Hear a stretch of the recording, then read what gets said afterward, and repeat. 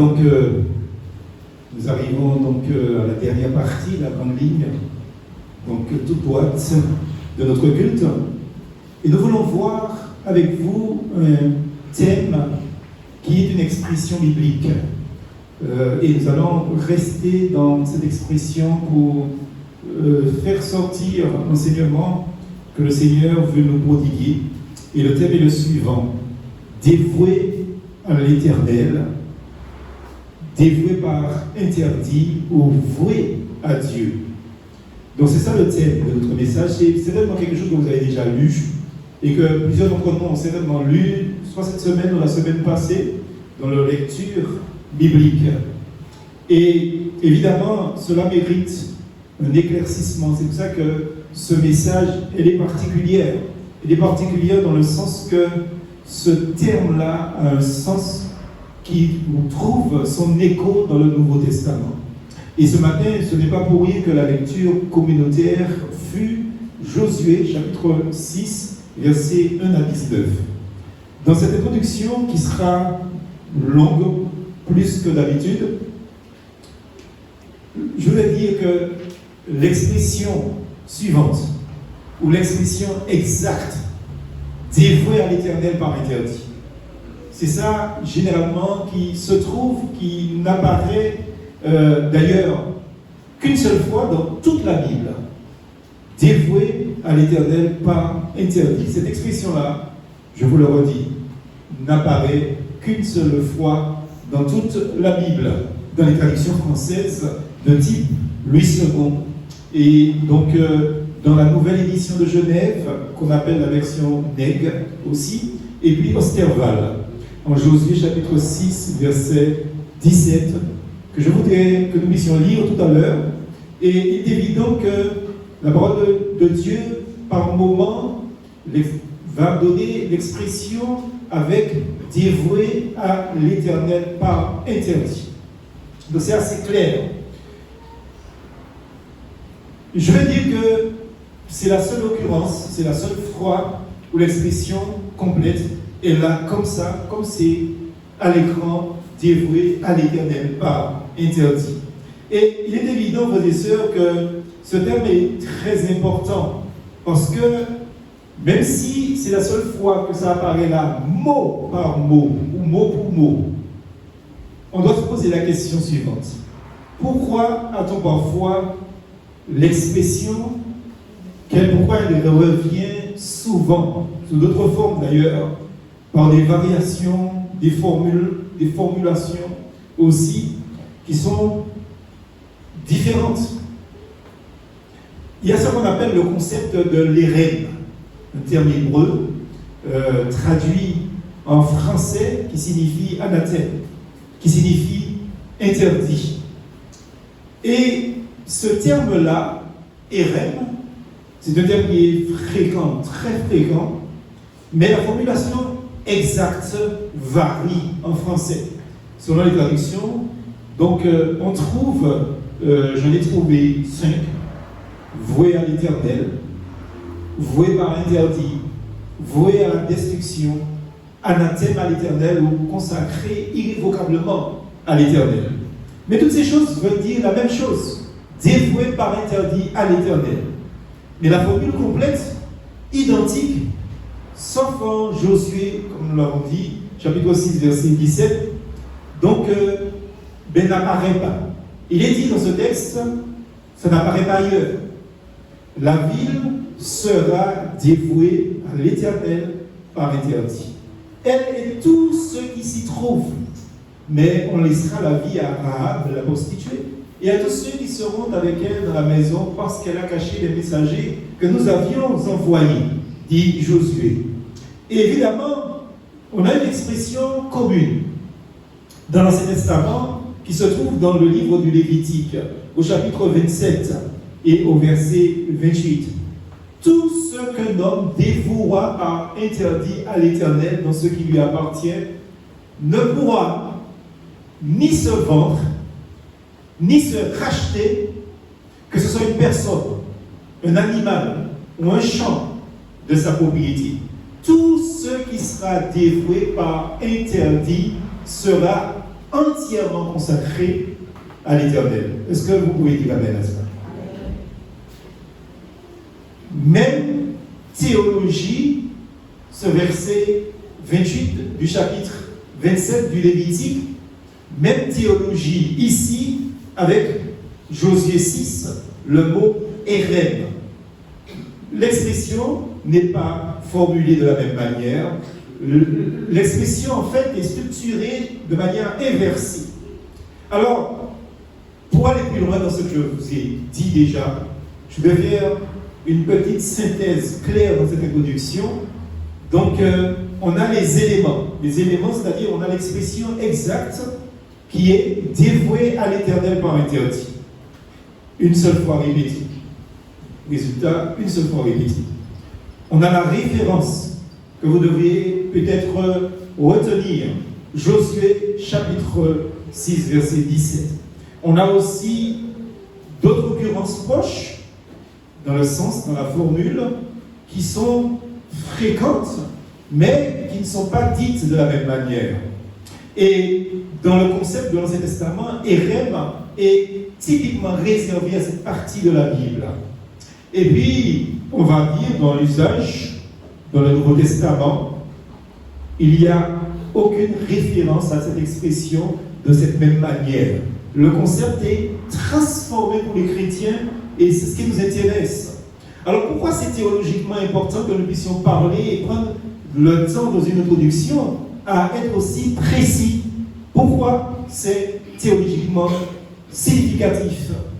Eh bien, le fait que cette formule exacte n'apparaisse qu'une fois ou qu'une seule fois, cela montre en Josué chapitre 6 et chapitre 7 que ce texte est une clé, je vais dire, donc c'est un texte normatif.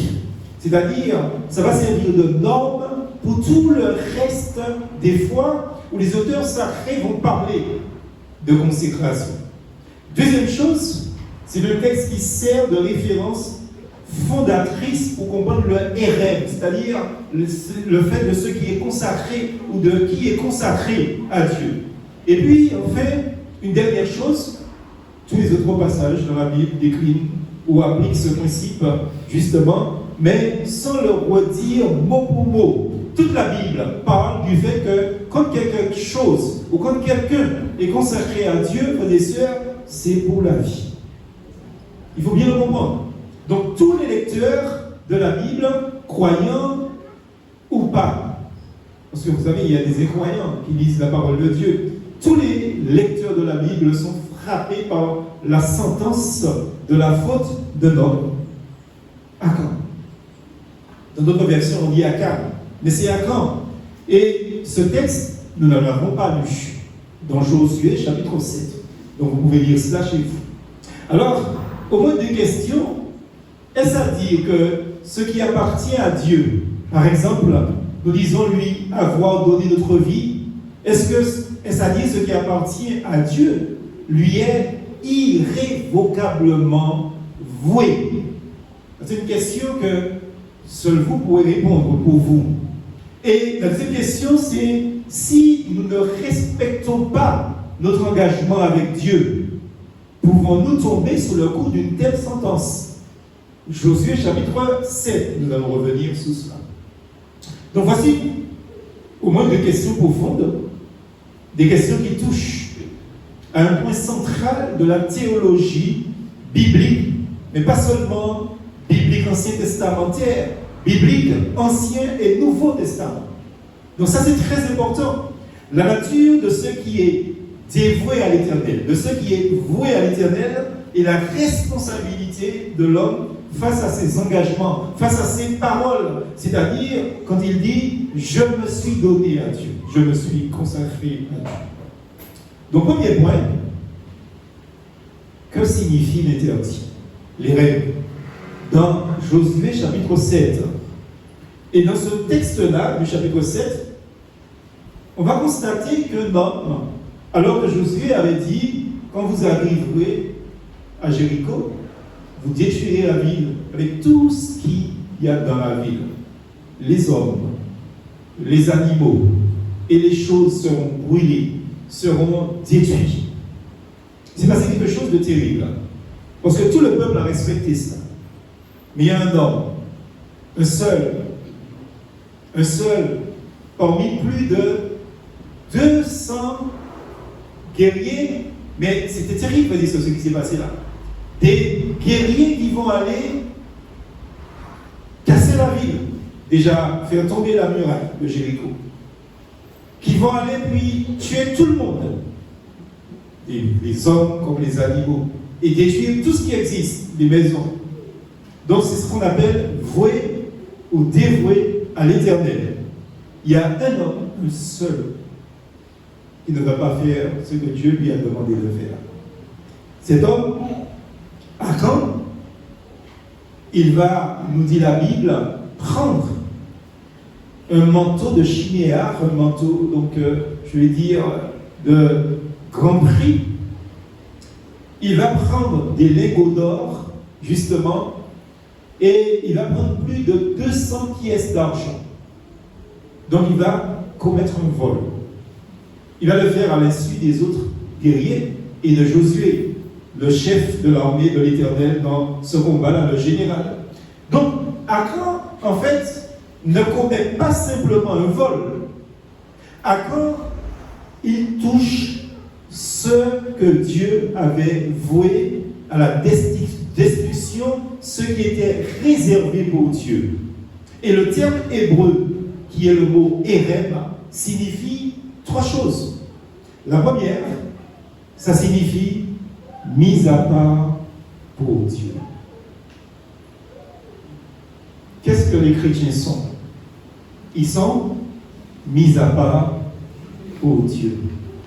Deuxième chose, frères et sœurs, 1.2, c'est retirer de l'usage humain. Ça veut dire comme quoi que ce qu'on a consacré à Dieu, on ne l'utilise plus pour les hommes et dans le monde. Vous avez un exemple significatif dans l'histoire de Moïse avec le peuple, où le peuple contestait l'autorité de Moïse. Et Moïse dit au peuple, prenez des branchages et mettez les branchages devant l'arche de l'alliance de l'Éternel. Le soir. Demain, nous reviendrons pour savoir ce qu'il en est. Et si, dans ces branchages, donc il y a une branche qui fleurit, c'est celui qui l'a déposé, c'est par celui-là que Dieu parle à son peuple. Donc il y avait 12 tribus et 12 chefs ont déposé 12 branches.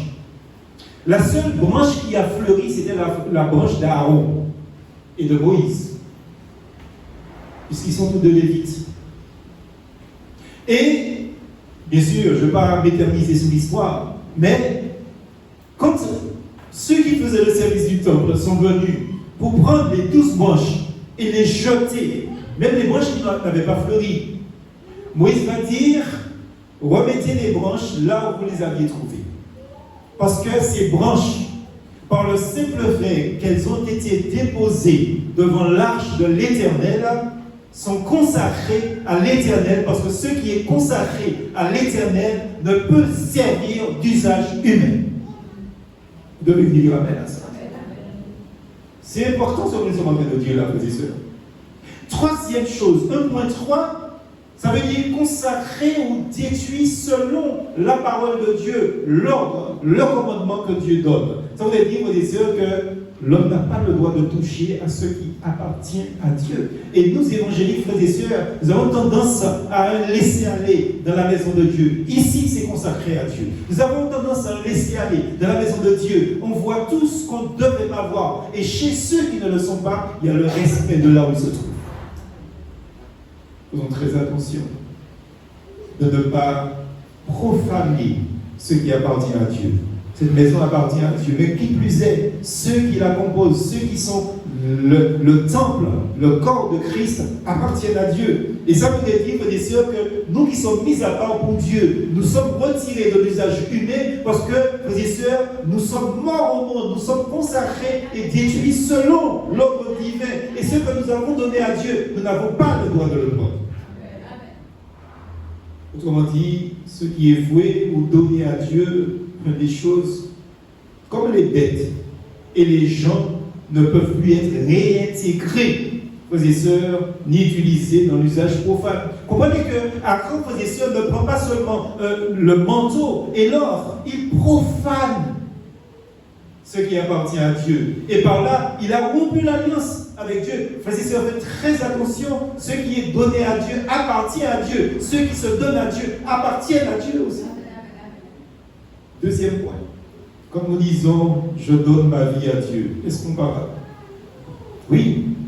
On va entrer dans le vif du sujet. Parce qu'il y a un parallèle. Mais il y a aussi une différence fondamentale. Alors 2.1, le parallèle. Frères et sœurs, comme nous disons, Seigneur, je te donne ma vie. Nous reconnaissons au moins trois choses. Nous reconnaissons au moins trois choses, frères et sœurs. Nous reconnaissons, premièrement, nous reconnaissons que notre vie ne nous appartient plus. Et oui, si on a donné notre vie à Dieu, on n'a pas donné notre vie à nous-mêmes. Ça veut dire qu'on a donné notre vie à Dieu, notre vie est consacrée à Dieu. Deuxième chose, justement, nous sommes consacrés à Dieu. Et ça, frères et sœurs, il faut qu'on l'entende, il faut qu'on se le dise, et il faut qu'on le mette en pratique. Nous sommes consacrés à Dieu. Et troisièmement, c'est que nous avons fait une alliance avec Dieu. Et si nous avons fait une alliance avec Dieu, frères et sœurs, ça veut dire comme quoi qu'on a signé un acte, on a pris un engagement devant Dieu, devant les hommes et devant les anges, bien sûr. Vous savez, dans 1 Corinthiens, chapitre 6, verset 20, il est dit, car vous avez été rachetés à un grand prix. Glorifiez Dieu dans votre corps et dans votre esprit qui appartiennent à qui? Qui appartiennent à Dieu. Et ça, c'est pas une affaire qu'il a. Il faut qu'on comprenne ça. On a pris un engagement avec Dieu. Et donc, oui, frères et sœurs, ce qui est donné, choses, animaux ou personnes, choses qui sont données à Dieu, sont réellement données à Dieu. C'est pas aujourd'hui, Dieu, je te donne, et puis demain, je reprends ce que je t'ai donné. La deuxième chose, c'est la différence que je voudrais souligner. Vous savez, sous l'Ancienne Alliance, l'interdit, dans le cas d'Akan, eh bien, les sœurs, il y avait une sanction immédiate et même collective. C'est-à-dire qu'un homme avait péché, toute sa famille était détruite avec lui. Sous la Nouvelle Alliance, la consécration reste réelle. Mais la sanction, frères et sœurs, n'est plus de l'ordre du érem, la destruction totale. Nous sommes sous la grâce, non sous la loi, béni soit l'Éternel. Mais la grâce n'annule pas la sainteté de Dieu. Faisons très attention. Et ce qui choque dans le cas de Aaron, c'est que sa femme, ses enfants, sa famille et tout ce qui lui appartenait sera détruit. Tout va disparaître en fait. Mais nous allons revenir. Troisièmement, si nous ne respectons pas notre engagement, tombons-nous sous un interdit. Alors on va dire oui et non. Oui et non, pas au sens de Josué, chapitre 7, que je vous invite à lire encore une fois, où nous voyons tout est détruit autour de lui, tout est détruit autour du coupable. Mais oui, d'ailleurs, il y a donc un mais, parce qu'il y a quand même des conséquences morales et spirituelles réelles. Dieu ne va pas détruire toute la famille de chrétiens. Dieu ne va pas détruire sa maison. Mais il y aura des conséquences morales et spirituelles dans la vie de la personne, dans la vie de l'Église et dans la société. Attention, ne négligeons pas cet aspect. Alors, dans ce point 3, je voudrais voir avec vous deux sous-points que j'ai un peu divisés dans des sous-points. Donc 3.1, ce n'est pas un interdit dévastateur qui détruit tout ce qu'il y a et tout ce qui est autour, c'est une réalité. Parce que Christ a porté la condamnation. Il n'y a plus de condamnation pour ceux qui sont dans Jésus-Christ. Il n'y a donc pas de malédiction dans le sens ou dans le type d'accord pour ceux qui sont dans Jésus-Christ. On n'est pas maudit. Dieu merci, sinon, je me suis posé la question d'ailleurs, qui serait vivant encore dans cette salle? Qui sera encore vivant dans cette salle? Mais aussi, il y a, frères et sœurs, quelque chose qui se passe dans le monde entier, c'est que il existe des conséquences. Deuxième sous-point, un engagement réel devant Dieu. Dans ce 3.2, la Bible dit des choses claires, et les conséquences sont là, frères et sœurs. Premièrement, on attriste le Saint-Esprit. Et c'est terrible. Éphésiens chapitre 4, verset 30, nous dit clairement que quand le chrétien, il bafoue son engagement avec Dieu, après avoir dit publiquement qu'il accepte Christ comme Seigneur, comme Sauveur, après avoir dit lors du baptême, je donne ma vie au Seigneur, j'enterre cette vie-là pour que ce soit la vie de Christ qui illumine. Après avoir dit cela, quand il fait le contraire, il attriste le Saint-Esprit. Deuxième chose, il éteint le Saint-Esprit. Je ne veux pas dire que le Saint-Esprit n'est pas là, mais il éteint le Saint-Esprit. Et vous savez, comme le Saint-Esprit s'est éteint, ça veut dire que Dieu n'intervient plus dans la vie de cette personne. Troisième chose, cette personne se détourne de la grâce. Hébreux 12, vous voyez, chaque chose que je dis, je vous donne une référence, frères et sœurs. Veillez à ce que personne ne se prive de la grâce de Dieu. C'est-à-dire qu'on croit que vous sortez de la bénédiction. Quatrième chose, on a perdu la joie de son salut. Il y a de la tristesse. Une tristesse que personne n'arrive à comprendre, mais qui ne peut se solutionner que si on restaure, on donne à Dieu ce qui lui appartient réellement. Et enfin, j'ai noté aussi qu'on peut récolter ce conseil. Galates 6, verset 7, on ne se moque pas de Dieu. Ce qu'un homme ou une femme aura semé, il le moissonnera aussi. Alors, c'est quoi la différence, frères et sœurs? C'est qu'il n'y a pas sanction immédiate, mais il y a sanction quand même. Attention, ce ne sont pas des interdits, ce sont des lois spirituelles, frères et sœurs. Dieu ne détruit pas celui qui tombe immédiatement, mais il prend très au sérieux 4 choses obligatoires dans le témoignage de celui qui dit lui avoir donné sa vie. La première chose, c'est que Dieu prend très au sérieux la consécration. Et je disais d'ailleurs dans l'école dominicale ce matin que moi, je crois que le plus grand problème de l'Église en ce 21e siècle, c'est un problème de consécration. Vous avez des personnes qui ne se sont pas consacrées ou qui ne sont pas du tout consacrés au Seigneur. Ils sont consacrés à des tas de choses dans le monde, sauf au Seigneur. Deuxième chose, c'est que vous avez des gens qui piétinent leur engagement avec Dieu. Ils ont pris des engagements avec Dieu, devant les hommes, devant l'humanité entière, mais ils piétinent ces engagements, que ce soit dans les mariages, que ce soit dans les engagements avec l'Église, que ce soit ceci ou cela, ils piétinent leur engagement. Troisième chose, un problème de fidélité. Les gens ne sont plus fidèles. Et enfin, j'ai noté, et ça va être soit la sainteté. Il y a un problème, frères et sœurs, de sainteté. Alors, quatrièmement, que retenir pour nous aujourd'hui? Alors, voici une petite synthèse que j'ai faite. Malheureusement, je ne vous ai pas donné le tableau, mais comprenez bien, frères et sœurs, quelque chose. Comprenez bien quelque chose. C'est que, dans le thème de ce message, ce qui est dévoué à l'Éternel par interdit. Ce qui est voué à Dieu, c'est intouchable. Parce que c'est sous interdit. C'est selon, ça c'est l'ancienne alliance, intouchable. C'est un interdit. On n'a pas le droit de le toucher. Et dans la nouvelle alliance, c'est consacré, c'est sanctifié. C'est ce que vous êtes, frères et sœurs.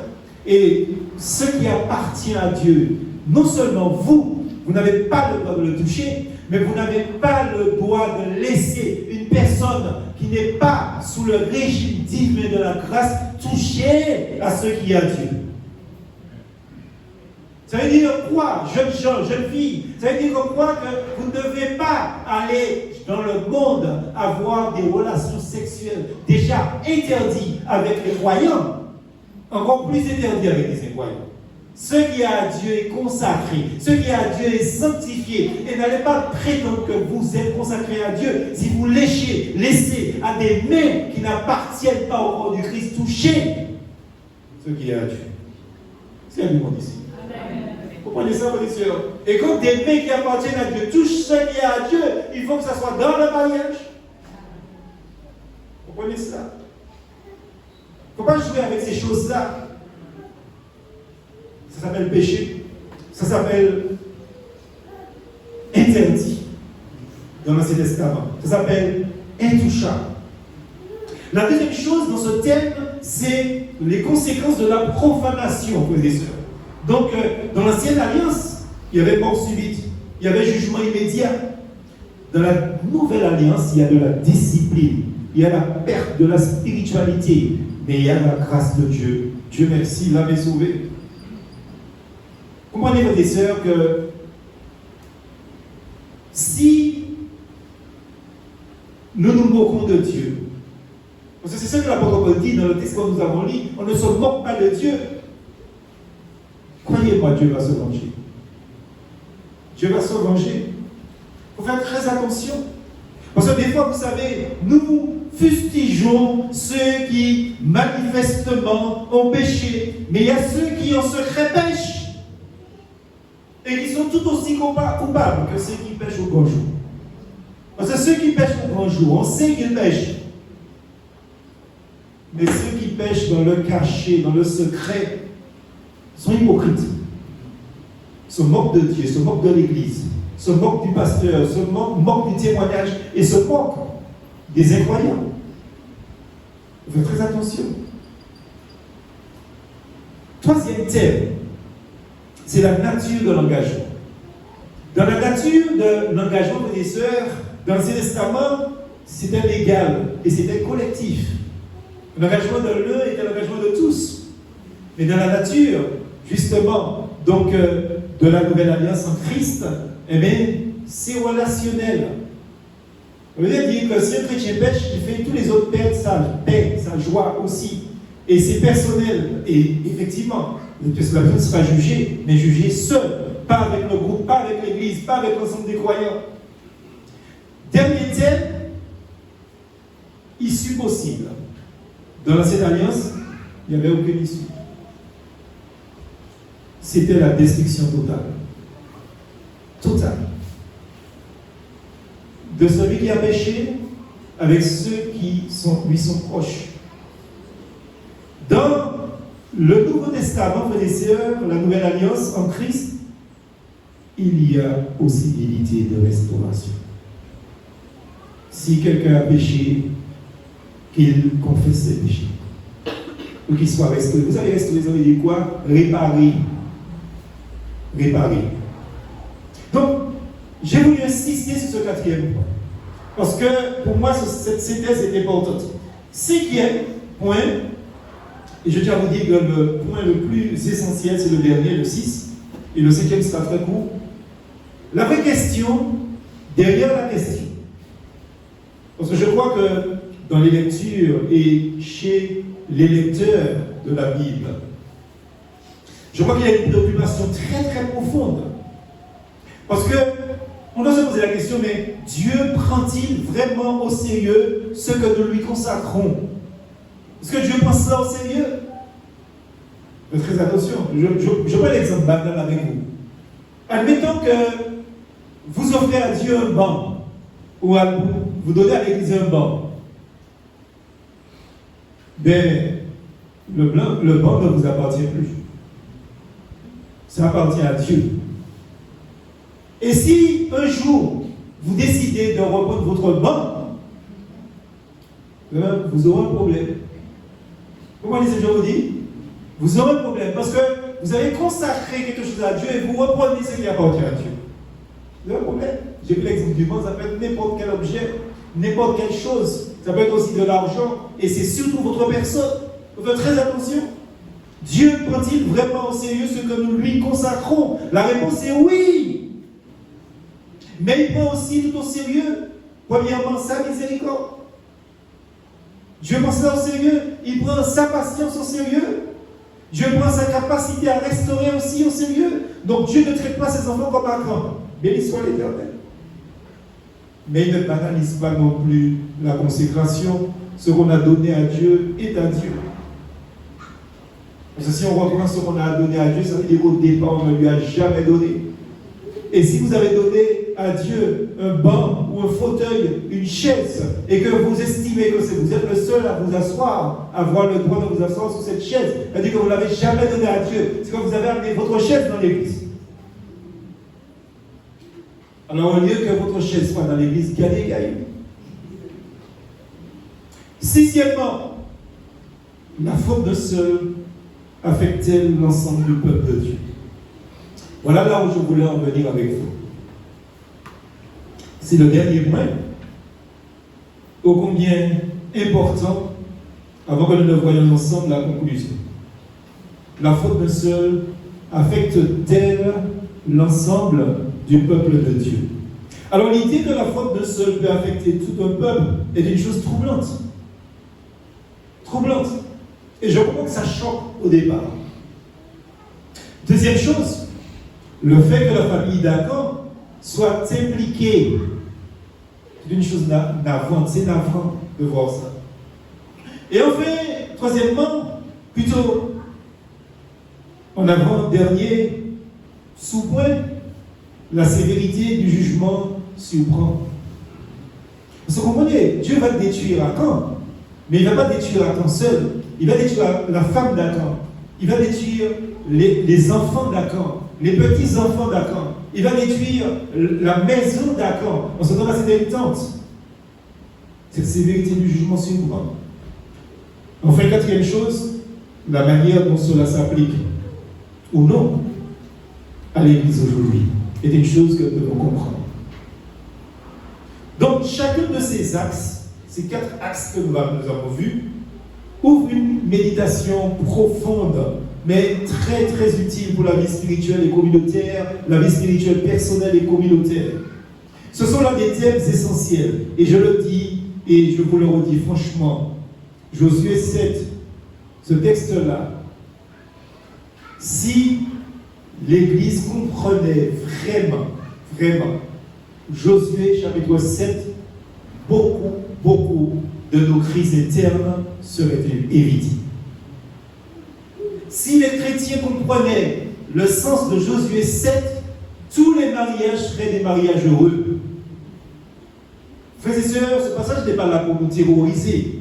C'est un passage qui est là pour nous réveiller à une réalité morale, à une réalité spirituelle que nous avons trop souvent édulcorée. Alors, premièrement, 6.1, l'Église n'est plus sous le jugement collectif de l'ancienne alliance. Vous pouvez penser que c'est une bonne nouvelle, ce n'est pas forcément une bonne nouvelle. Sous la nouvelle alliance, nous savons que Christ a porté la condamnation. Sous la nouvelle alliance, nous savons que le jugement n'est plus immédiat ni collectif. Sous la nouvelle alliance, nous savons que la grâce ouvre un chemin de restauration. Béni soit l'Éternel.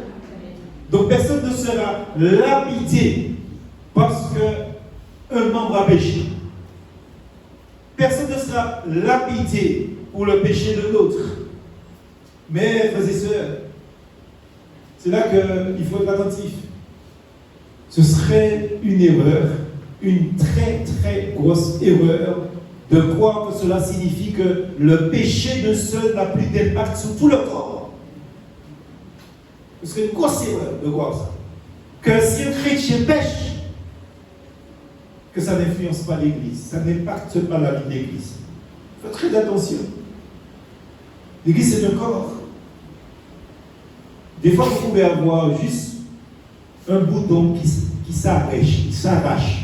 Un tout petit boudon là, qui s'arrache. Du plus petit de vos doigts, tout votre corps souffre. C'est ça l'Église. Tout votre corps en pâtit, frères et sœurs. Donc c'est une erreur de croire que le péché de seul n'a plus d'impact sur le corps qu'est l'Église de Jésus-Christ, en particulier l'Église locale. C'est là que beaucoup d'églises se trompent. Deuxième chose, 6.2. Je vous dis que le principe spirituel demeure. Le péché d'un seul affecte tout le corps qu'est l'Église locale, déjà. Frères et sœurs, Paul reprend exactement cette logique de Josué, chapitre 7, dans 1 Corinthiens, chapitre 5. Il est dit un peu de levain. Un peu de levain. Pas beaucoup. Un peu fait lever toute la pâte. Vous voyez, frères et sœurs? Parce que des fois, on pense qu'il y a des petites choses qui ne sont pas importantes. Frères et sœurs, tout est important dans l'église locale. Tout. L'apôtre Paul ne parle pas de jugement légal, mais il parle là d'atmosphère spirituelle et morale. Frères et sœurs, une église qui a une personne qui marche mal est considérée par le monde comme toute une église qui marche mal. Même si tout le reste marche bien. Il y a des conséquences morales et spirituelles. Aujourd'hui, cela se manifeste comment? Justement, Josué 7 et 1 Corinthiens 5. Ça se manifeste comment? Eh bien, nous savons qu'une église, par exemple, peut perdre sa paix à cause d'un conflit en son sein non réglé. L'église perd sa paix. Nous savons aussi, deuxièmement, qu'une équipe, que ce soit la louange, par exemple, peut perdre l'onction à cause d'un cœur divisé. C'est-à-dire que les gens ne sont pas consacrés dans le groupe de la louange. Que ce soit le groupe de femmes, j'ai vu un groupe comme ça, frères et sœurs, eh bien, il est évident, frères et sœurs, qu'il n'y a plus d'onction, il n'y a plus de bénédiction donc à ce service. Très attention à cela. Nous savons qu'une communauté peut perdre sa force missionnaire à cause de péchés cachés. On se dit, mais pourquoi on prie souvent, on jeûne, on fait ceci, on fait cela. Frères et sœurs, il y a un péché caché. Vous savez, Achan avait caché l'objet de sa désobéissance, de sa rébellion, dans sa tente au-dessous du tapis. Enfui dans la terre, comme d'ailleurs une des femmes des patriarches. Vous voyez donc, et des fois, il y a des péchés qui sont cachés, qui sont enfuis dans la terre, dans l'église. Nous savons aussi qu'une assemblée peut s'éteindre à cause d'un leadership compromis.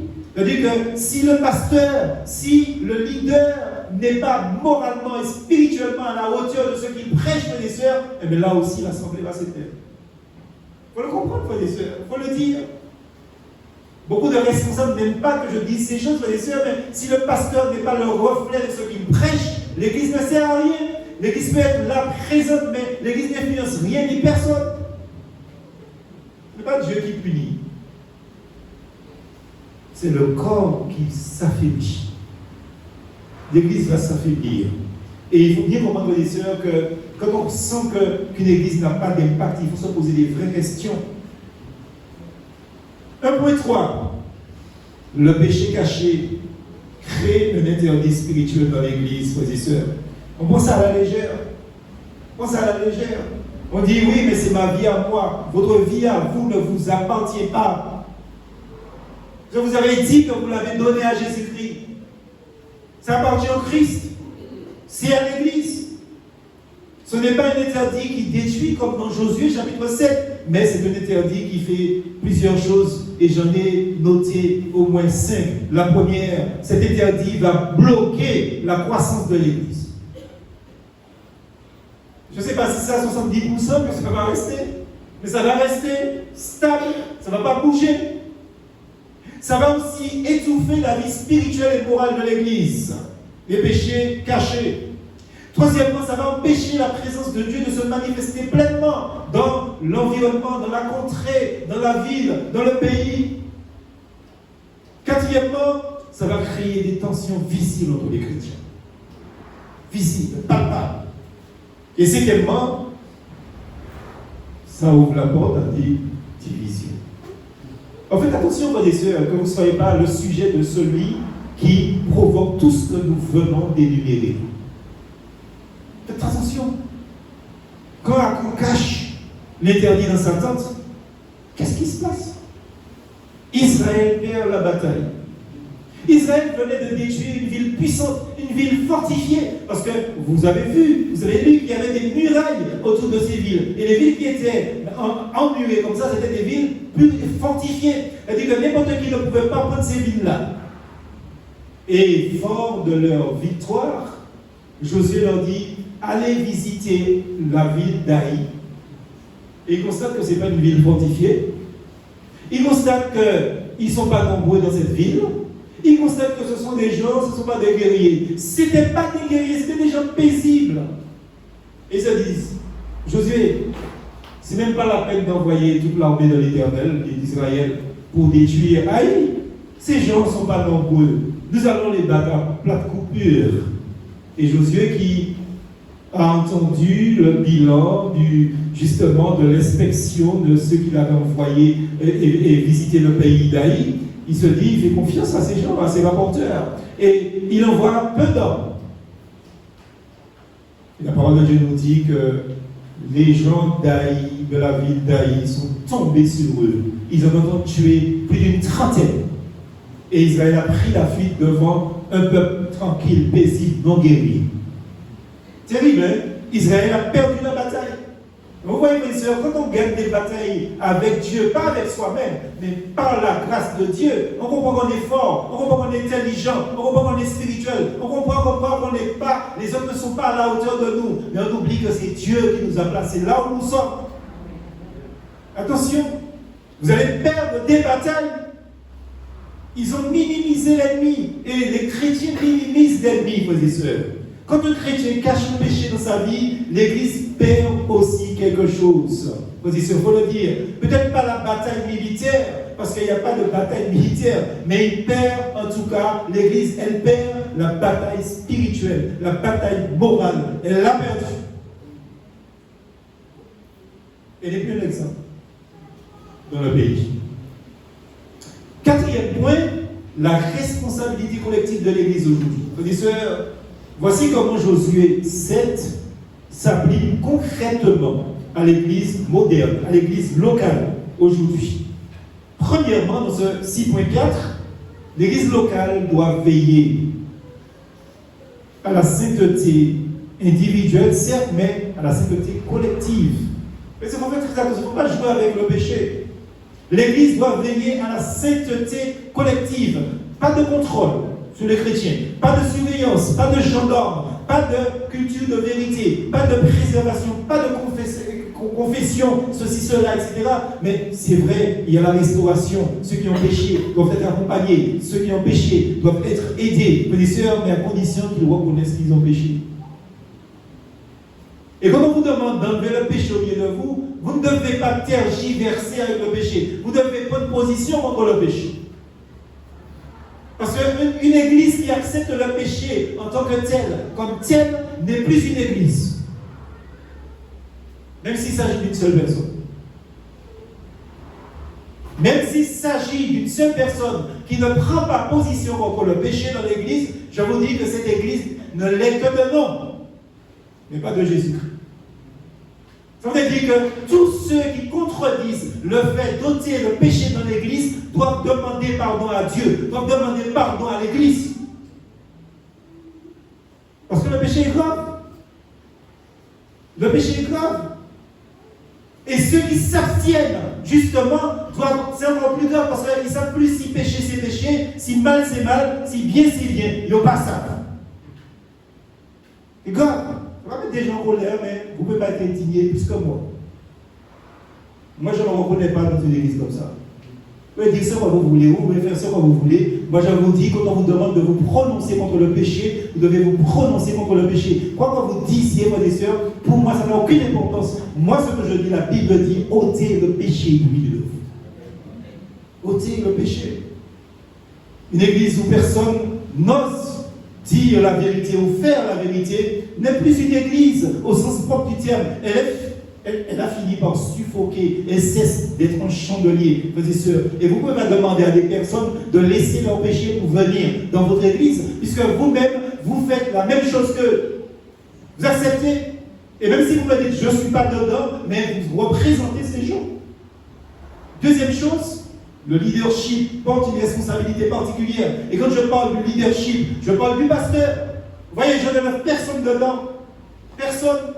Dans Josué 7, c'est Josué qui doit discerner. C'est Josué qui doit interroger. C'est Josué qui doit contrôler. C'est Josué qui doit purifier. Aujourd'hui, les pasteurs, les anciens, les responsables et les membres, frères et sœurs, doivent protéger l'atmosphère morale et spirituelle dans l'église locale. C'est leur rôle. Ils doivent traiter les situations difficiles. Ils doivent refuser la compromission. Ils doivent restaurer avec douceur. Mais quand la douceur ne fonctionne pas, frères et sœurs, eh bien, ils doivent sectionner, sanctionner aussi. C'est le rôle de l'Église. Quand le leadership, l'autorité, ferme les yeux, l'interdit s'installe là. Et c'est plus une Église, c'est une association quelconque. Troisième chose. Et là, c'est important, une dernière chose, avant la conclusion.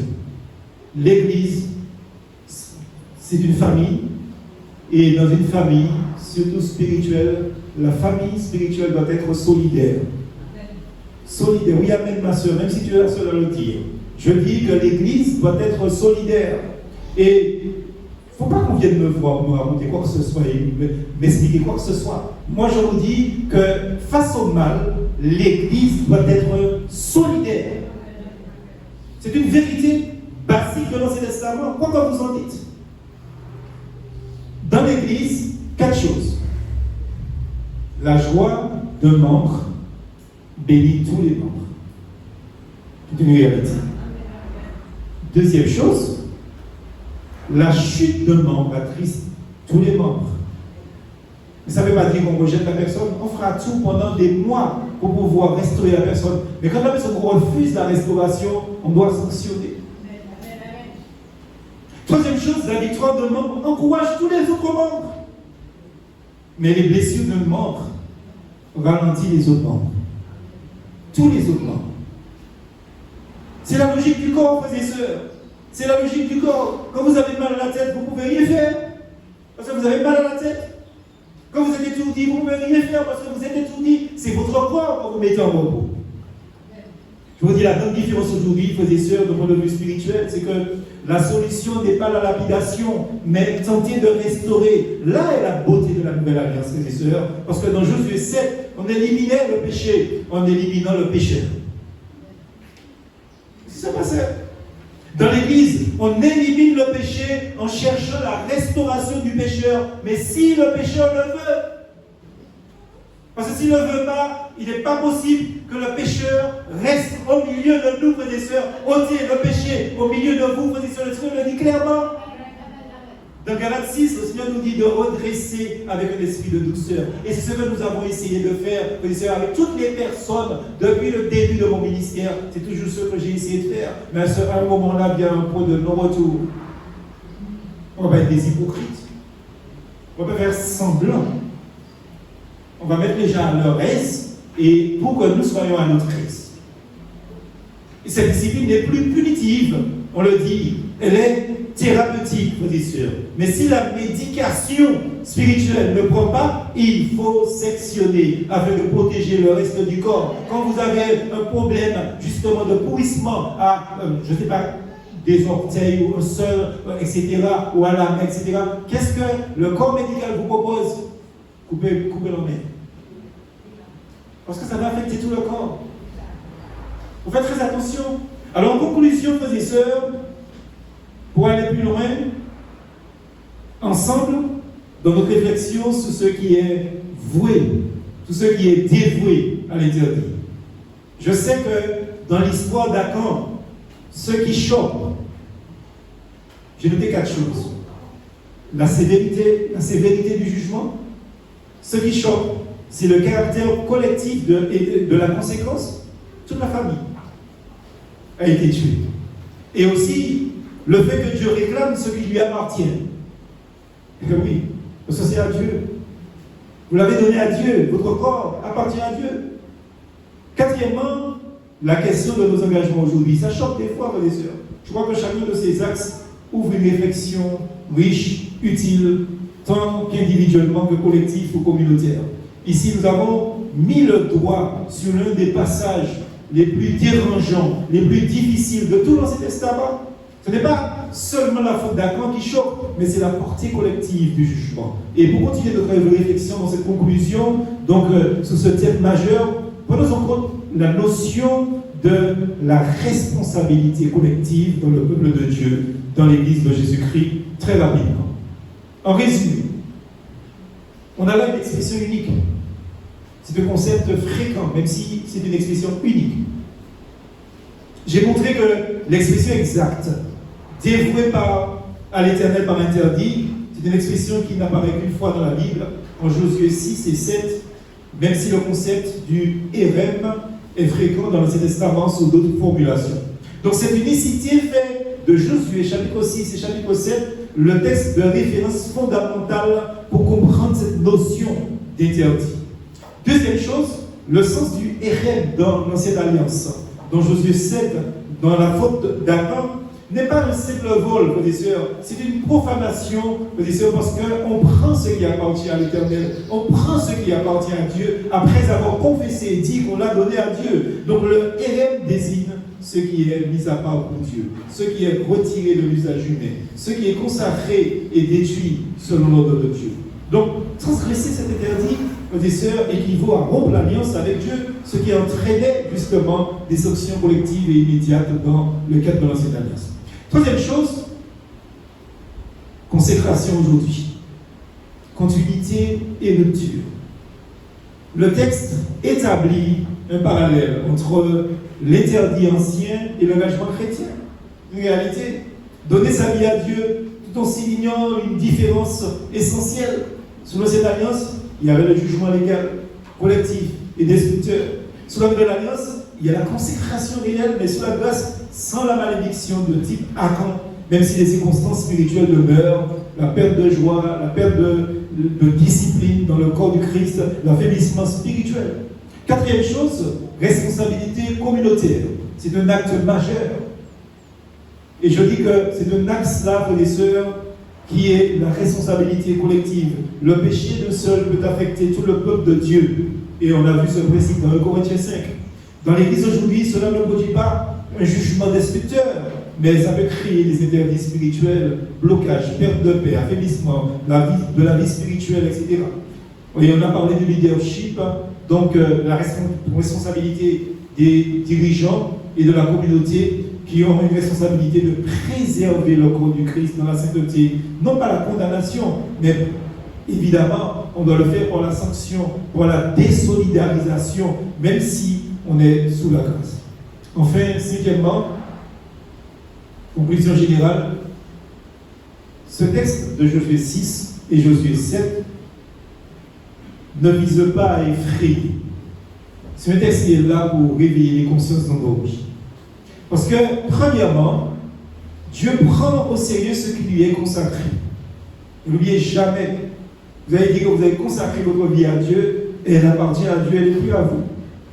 Deuxièmement, la grâce ne banalise pas l'engagement ni la sainteté. Il faut faire très attention. C'est pas parce que nous sommes sous la grâce qu'on doit se désengager et qu'on doit vivre dans le péché, dans l'impudicité. Attention.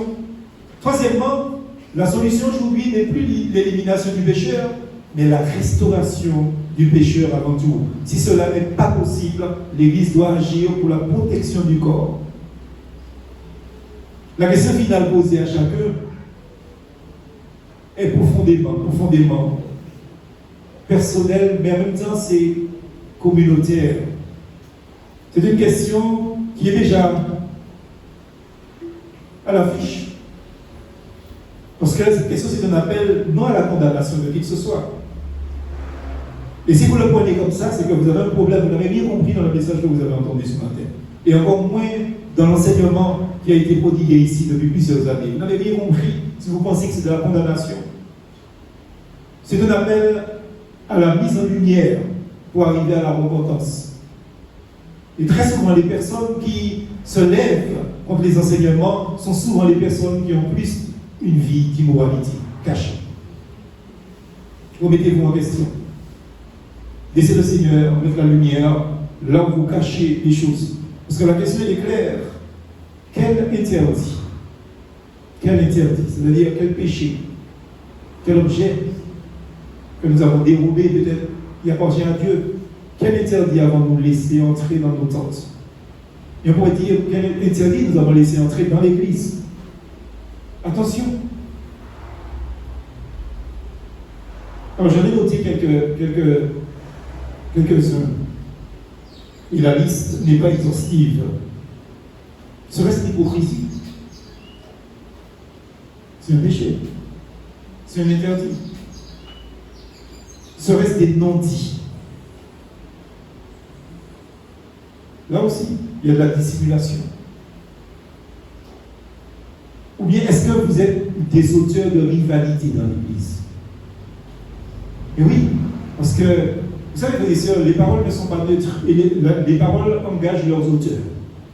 Quand vous dites quelque chose, que ce soit dans l'Église ou hors de l'Église, avec quelqu'un de l'Église, quelqu'un de pas de l'Église, frères et sœurs, vous créez des rivalités dans l'Église. Vous êtes coupable. Ce serait des péchés cachés, sans nombre. Vous êtes responsable. Ce serait des compromis que vous faites avec le péché. C'est grave. Et pire, serait-ce le manque de pardon? Vous n'arrivez pas à pardonner quelqu'un. Faites très attention à ces choses. Vous n'arrivez pas à pardonner quelqu'un. Alors je le redis, ce n'est pas une condamnation, c'est un appel à mettre tout en lumière. Et les gens n'aiment pas ce type de message. Je suis là pour vous le prêcher, sinon moi je ne vais pas dormir devant Dieu. Je ne pourrais pas me mettre à genoux dans ma chambre ou dans mon bureau pour prier mon Dieu, parce que je vais faire un compromis.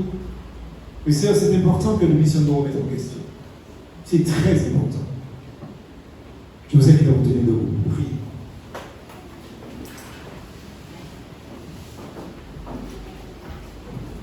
Père éternel, nous venons devant toi, non pas en juge de nos frères et de nos sœurs, mais simplement, si moi-même je suis devant toi, c'est un porte-parole de ce que tu m'as mis sur le cœur. Et je crois que si nous avons bien compris ton enseignement, nous ne pourrons que dire Amen à ce que ta parole dit par rapport à notre prise de position contre le mal qui gangrène le monde et qui pénètre dans l'Église furtivement. Père très saint, comme Moïse, comme Josué a prié pour le peuple, je prie pour que tu nous aides à prendre conscience de notre responsabilité devant toi, de notre responsabilité devant les hommes et de notre responsabilité dans l'Église. Nous prions pour que tu nous enlèves toute attitude, tout esprit de compromis. Et nous voulons rappeler le mal par son nom, qui est mal. Et nous voulons faire la différence entre le bien et le mal. Nous ne voulons pas tomber sous ce jugement que tu dénonces dans ta parole où nous appelons le bien mal et le mal bien. Même si cela nous pousse à être impopulaires aux yeux de nos contemporains, nous préférons ton l'affinité avec toi, qu'avec les hommes qui changent en fonction des choses. Nous demandons simplement de nous aider à être à la hauteur de la mission que tu nous as donnée dans notre Église, c'est-à-dire d'être un chandelier qui brille de toute sa flamme et qui éclaire son environnement. Bénis notre assemblée et bénis-nous nous-mêmes, Seigneur, après avoir entendu ce message.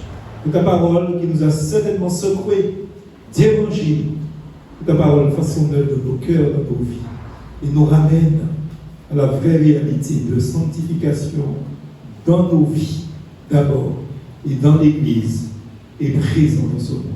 Au nom de Jésus. Amen. Amen.